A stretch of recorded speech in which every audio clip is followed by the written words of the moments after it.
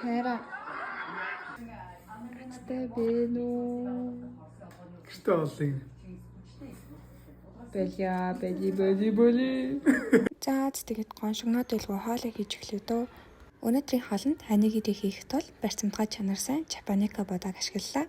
Энэ Япон сортын бодаан суши, анигири, бенто зэрэгт яг тохирно. Бодаа ахиж хооронд зайцаад өрүүлжүүлж хэрчээ шарыг.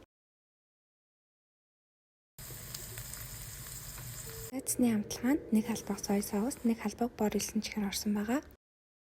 Харин дараа нь 2 шишгэ өндөг утгаад шарж өглөө.